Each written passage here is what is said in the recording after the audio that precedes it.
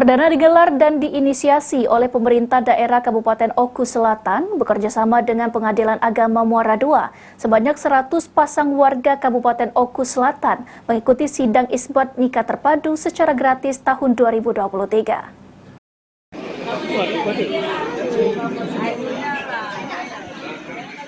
Maraknya pernikahan yang tidak sah secara hukum negara atau tidak tercatat di KUA menyebabkan hak-hak yang diperlukan oleh pasangan suami istri tidak bisa dipenuhi oleh pemerintah.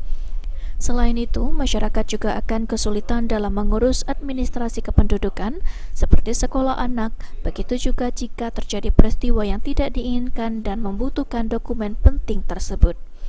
Oleh karena itu, pemerintah daerah Kabupaten Oku bekerjasama dengan Pengadilan Agama Muara II menggelar sidang isbat nikah secara gratis yang diikuti oleh 100 pasang suami istri dari 10 kecamatan yang ada di Kabupaten Oku Selatan.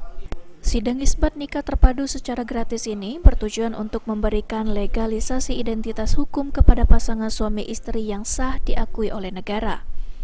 Isbat nikah ini juga merupakan bentuk kepedulian serta tanggung jawab pemerintah Kabupaten Oku Selatan terhadap hak warga negara di wilayahnya. Hal itu ditandai dengan pemberian buku nikah secara gratis serta dokumen kependudukan setelah menjalani proses isbat tersebut.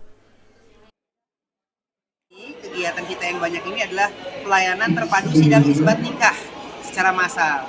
Jadi orang-orang yang sudah menikah secara agama namun belum dicatatkan, belum punya buku nikah, disahkan hari ini oleh Pengadilan Agama.